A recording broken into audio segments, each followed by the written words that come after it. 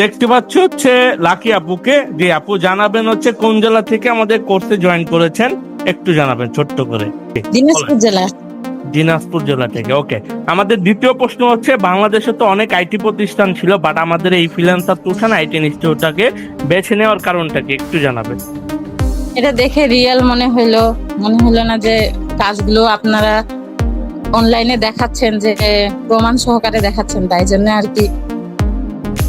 এই জন্য হচ্ছে ভর্তি হয়েছেন, তাই তো? ওকে, আমাদের 3 নম্বর প্রশ্ন হচ্ছে, আমাদের যে ভর্তি থেকে শুরু করে এখন পর্যন্ত কি সবকিছু ঠিক পেয়েছেন, নাকি ওই যে টাকা নিয়ে হচ্ছে ব্লক করে আপনাদের ক্লাস পর্যন্ত আনে নেই, সেদিক দিয়ে আমাদের কি বলবেন? না, এখন পর্যন্ত ঠিকঠাক আছে।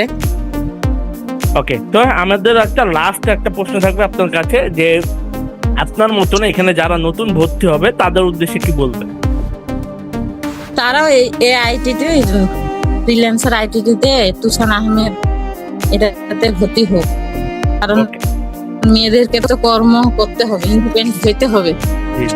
So না, জি, সেক্ষেত্রে লাস্ট আর একটা প্রশ্ন থাকবে, যে আমাদের সেবায় আপনি এতক্ষণ বা এত দিন পর্যন্ত আমাদের সার্ভিসে আপনি 10-এ আমাদের রেটিং কত দিবেন?